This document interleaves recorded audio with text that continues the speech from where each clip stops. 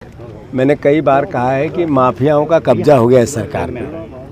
हमने सुना था कि रेत माफिया होता है यहाँ मध्य प्रदेश में, खनन माफिया होता है यहाँ पर, शिक्षा माफिया होता है, शराब माफिया होता है, ड्रग्स माफिया होता है, कई प्रकार के माफिया सुने थे। पर ये बारूद माफिया भी मोहन यादव जी ने पनपा दिया।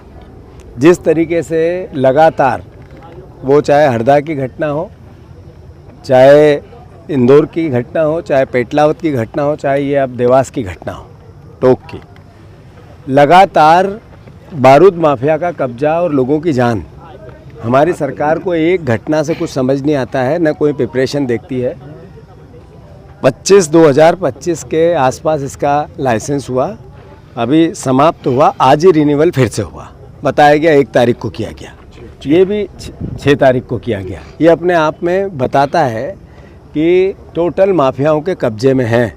जिनके नाम से मालवीय जी के ये लाइसेंस है, उनका आर्थिक स्थिति ऐसी नहीं कि इतने बड़े कैंपस को वो मैनेज कर ले। वो बीजेपी के नेताओं के संरक्षण में पैसा किसी और का है, नाम किसी और का है, मतलब असल में बीजेपी का है ये सब। दूसरी बात, यहाँ वेयर हाउस को गोडाउन बनाया, किसानों का गेहूँ रखने की जगह नहीं है, और खेती के नाम पर वेयर हाउस लिया, उसमें फटाके भर दिए, बारूद भर दिया।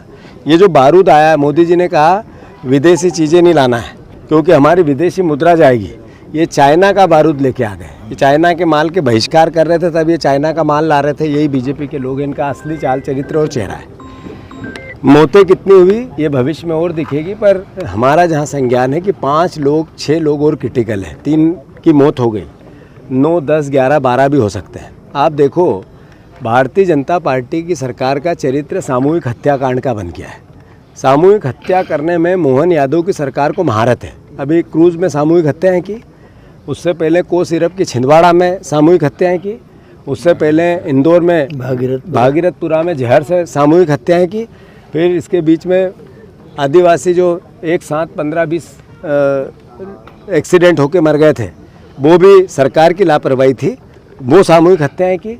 फिर यही हरदा में सामूहिक हत्याएं की, फिर यही पेटलावत में सामूहिक हत्याएं की, और फिर अब यहाँ सामूहिक हत्याएं की। सर, अनुमति मैं अनुरोध ये कर रहा हूँ, आपको बताना ये चाहता हूँ, प्रदेश को ये बताना चाहता हूँ कि रोज मोहन यादव हर हफ्ते में उनकी सरकार सामूहिक हत्या करती है। 10-15 लोग नहीं मारे तो इनकी सरकार को चैन ही नहीं पड़ सकता है एक साथ। पर उस सरकार को सीख लेना चाहिए घटनाओं से, कभी नहीं लेती है।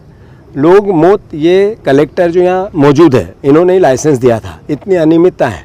अभी मैं छोटे छोटे बच्चों से, नाबालिग बच्चों से मिल के आया, 40 से ज़्यादा नाबालिग बच्चे काम कर रहे थे। ये किसकी ड्यूटी है इनको देखने की?